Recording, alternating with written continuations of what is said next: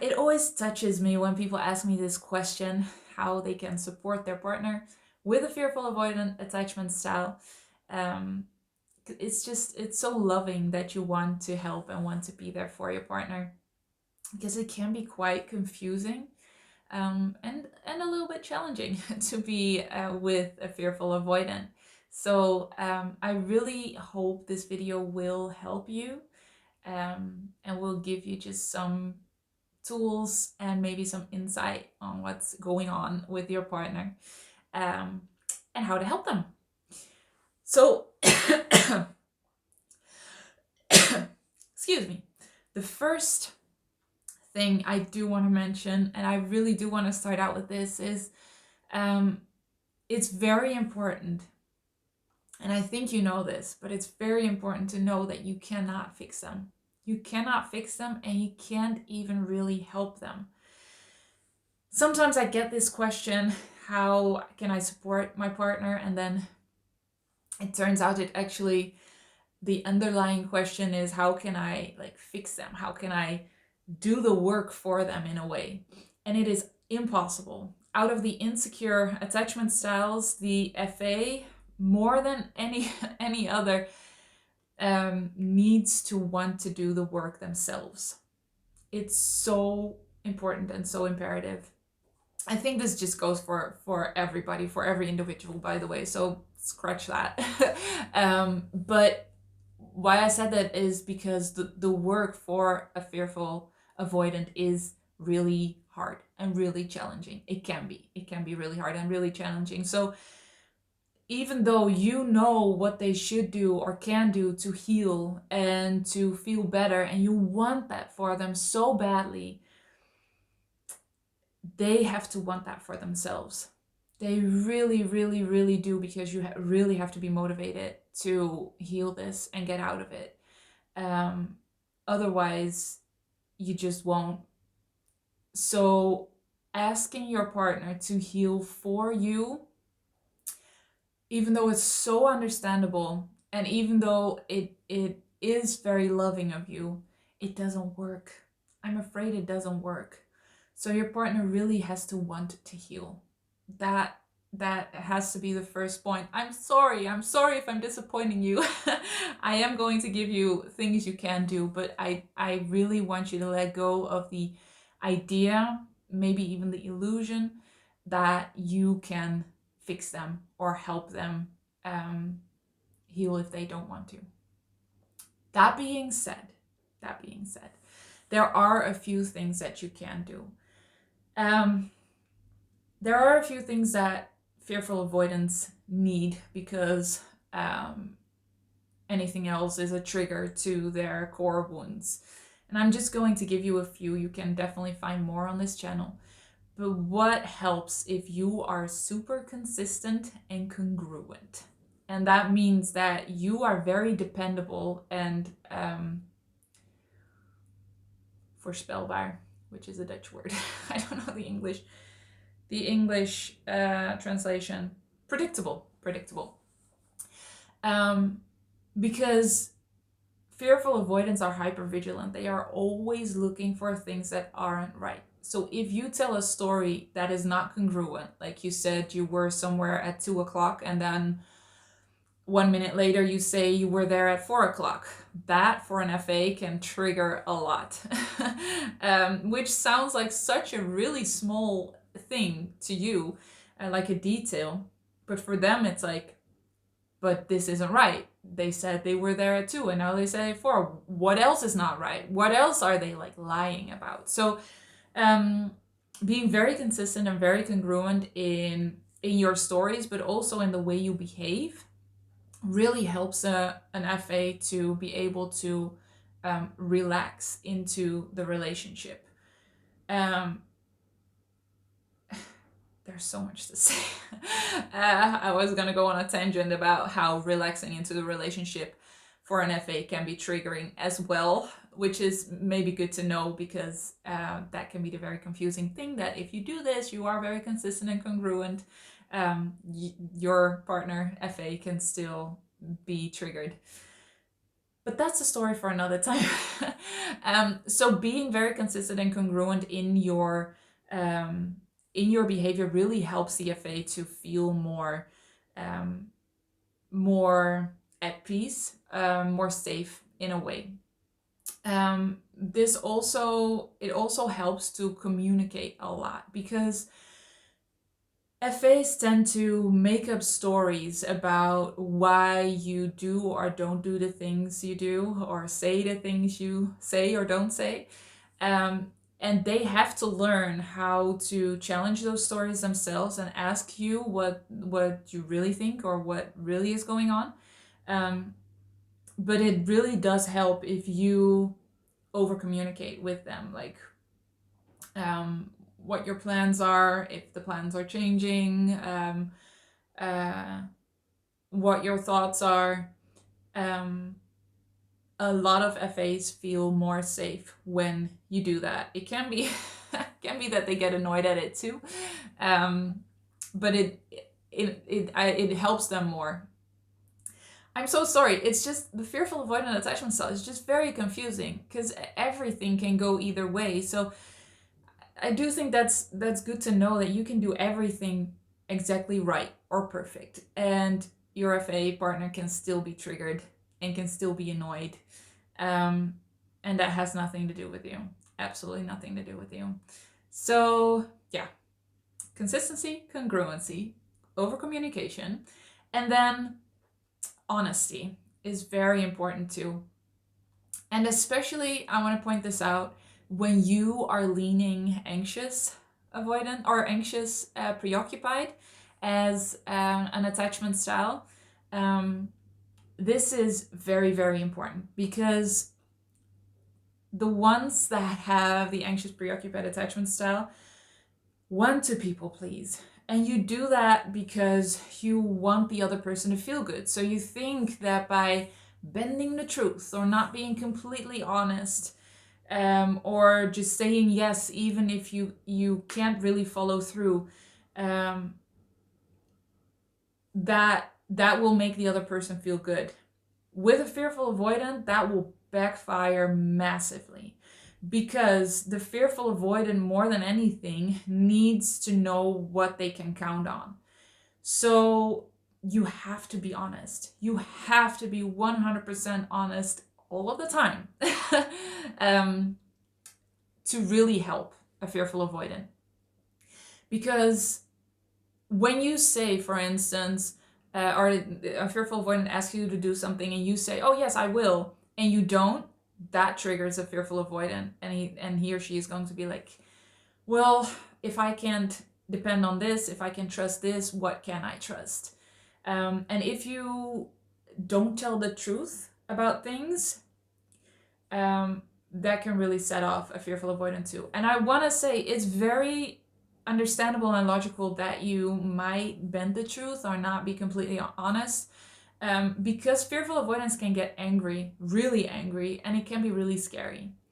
So I don't want you to feel like um, you have to put up with that, because that's absolutely not true. Absolutely not true. We'll talk about that more later in the video.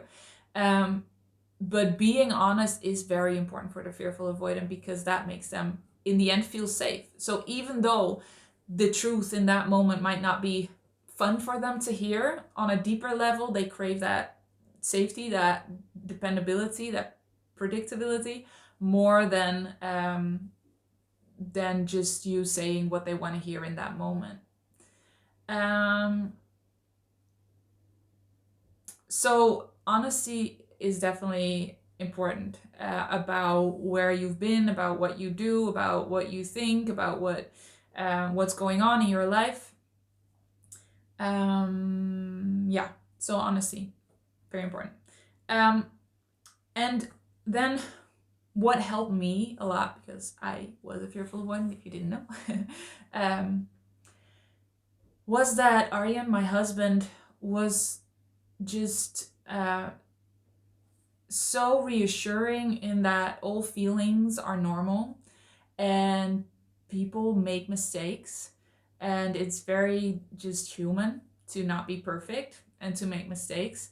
And he would reiterate that, and not to make me feel good, but just matter of factly, like, everybody makes mistakes, like that's normal, and it's normal to not feel good, it's normal to feel tired and weak, and that's so human, that's so normal.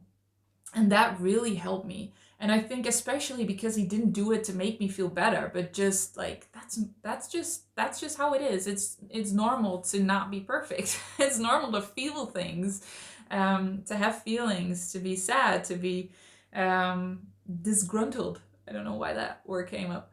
And that really did help me, because a lot of fearful avoidants don't allow themselves to feel negative emotions, expect themselves to be perfect, um, push emotions down. So it can really help if you kind of like explain and help them see that it's so normal to um, have emotions, to have feelings, to not be perfect, to make mistakes.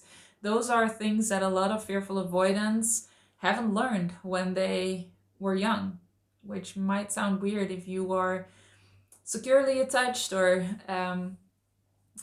anxiously preoccupied.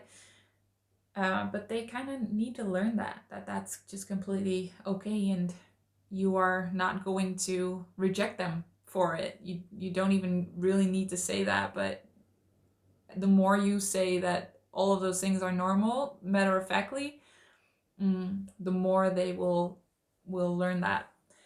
And then the second to last one is regulate your emotions, because fearful avoidants can't regulate theirs, especially if they haven't started healing at all yet. So this is very hard, because the fearful avoidant cannot regulate their emotions. They tend to be very emotionally volatile. So especially when they haven't healed at all, they can get angry, really angry, um, or just annoyed or discontented and critical, and just, project it all on you, which is very hard and challenging for a partner. But what helps if you can regulate your emotions, because then they can co-regulate with you. So it's logical that you feel anger, or that you feel any type of emotion when your FA partner just bursts out, whatever. But if you then also get angry, things can escalate really quickly, because fearful avoidance generally cannot really regulate their own emotions. So if you have that capacity, this is like a training ground for you to regulate your emotions, so that they can co-regulate with you. So whenever your FA partner has an emotional, intense moment, whatever it may be, try to see, I'm not saying you have to, because I don't want to like put this responsibility on you, because in the end, everybody is responsible for their own emotions, also your FA partner. But if you can find the space to calm yourself down, to really calm yourself down and ground yourself, that can really help the FA, so they can co-regulate with your calmness. If you join them in their chaos, things will escalate for sure. So regulating your own emotions will definitely help them. Okay, so those were a few very concrete things you can do, right? Then I want to end this video with the note that for you, your own sake, your own well-being, which is very, very important, boundaries are so important. And you might hear this and think, yeah, but I want to help my FA partner. So how are boundaries going to help? They actually are going to help your partner too, because a lot of FAs, especially if they haven't healed yet, just say things out of pain, out of a lot of pain. And first of all, that is not your responsibility to fix. It really isn't. Even if you see that your partner is in so much pain and they can't, you see also that they can't heal that themselves, or can't fix that themselves in the moment, it is not your responsibility to fix. You have to trust the power of your FA partner, even if they can't see that they can help themselves and that they can heal themselves. If you take that responsibility and you want them to feel good and you want to fix them and you want them um, to not feel this pain, you are actually taking away a possibility of them owning up to their power, to owning up to the capacity of healing that they have. So that is so important. Don't take responsibility for their pain. So a lot of FAs can like say things out of that pain, which can be very hard to hear. You can definitely feel personally attacked, and rightfully so, even if your FA partner doesn't mean that, because they don't. Like, it's almost never personal, even if they think so. It's always about their own fears and their own insecurities. But boundaries are very, very, very, very, very important. So you can be absolutely loving with a boundary and say, I understand that you want that. I understand that this hurts you or that I've hurt you. Um, and I don't want you to talk to me like this. I want to talk to you about anything. I want to see how we can change things and how I can behave in a different way that will be better for us. And I don't want you to talk to me like this. So how about we talk about this in such and such manner? And this can set off your FA. I'm just going to be blunt about that. It can trigger them. It can trigger a wound in them that they are not good enough as they are, that they always have to adjust and do as others want to be accepted. But that is their wound and their pain, and it's not fair of them to want to be able to just say anything in any way to you, because the truth is, and I am saying this as a former fearful avoidant who has done this so many times, fearful avoidance can be abusive. I was abusive towards my now husband, and I shouldn't have been. Even though it was from pain and I just couldn't do it any other way, it wasn't right. It wasn't healthy, and I shouldn't have done it. And that's why you put up boundaries. Because you in no way have to accept or put up with emotional abuse. And emotional abuse is just getting really angry at you, humiliating, demeaning, making you feel less than, being really critical. And I've done all those things. And I've forgiven myself. I'm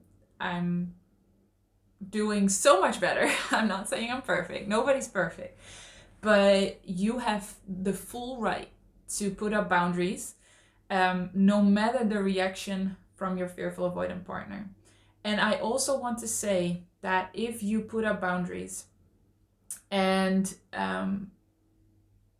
your fearful avoidant partner just does not change, does not want to heal, and keeps in a sense emotionally abusing you, you are completely in your right to leave. Be there for yourself first and foremost, because you cannot fix them. You cannot help them if they don't want to help themselves. So if you see them wanting to change, if you see them wanting to be better and really practicing at it, boundaries will help you, and all those other things that I said will help you. But in no way, in absolutely no way, am I saying stay in an abusive relationship. Because as much as my heart goes out to all fearful avoidance, and again, I was this and I was emotionally abusive, a relationship with a fearful avoidant that doesn't want to heal and doesn't even try is just an abusive relationship. A lot of the times. I'm not saying 100% of times, but a lot of times. So be there for yourself and don't stay in the relationship because you think you need to because you think you can help them or fix them. That's them. They have to take that responsibility. It's not your responsibility.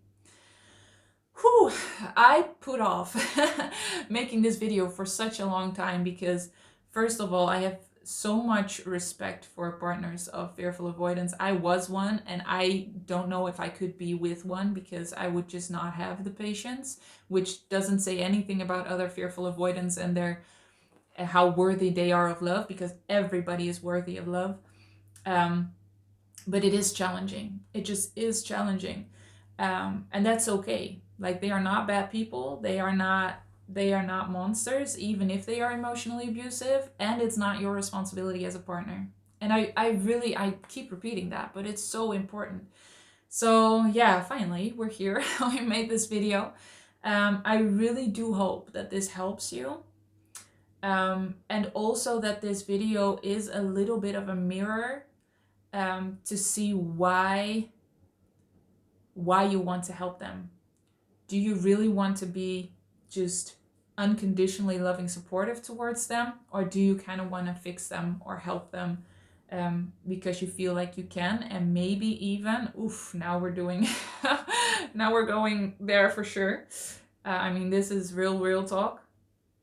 I know that there are people that think that if they can change a fearful avoidant partner and can tame them, that partner will stay with them forever because they are they are special, they are the ones that healed them. And I understand that so well. I wanted to be that person for somebody else when I was in my fearful avoidance state. I wanted to be special so badly, because that in a way brings a sense of safety, feeling like you will never be abandoned or left. Please be really honest with yourself and see if this is, even if it's slightly the case, because it doesn't work. It doesn't work. You will just set yourself up for a whole lot of pain and a whole lot of disappointment, and it's not fair towards your partner either. And it's really hard because it feels like you're doing it out of just love, but it's actually wanting to be special in a way. So you might not have expected this video to be like a mirror for you, or maybe this was actually quite confronting, but it's very important to be honest with yourself. Why do I want to stay in this relationship, and why do I want to help them? Why do I want to be supportive? What am I getting out of it? If you watched it all the way to here, you are amazing. You are a trooper. Let me know in the comments how you find this.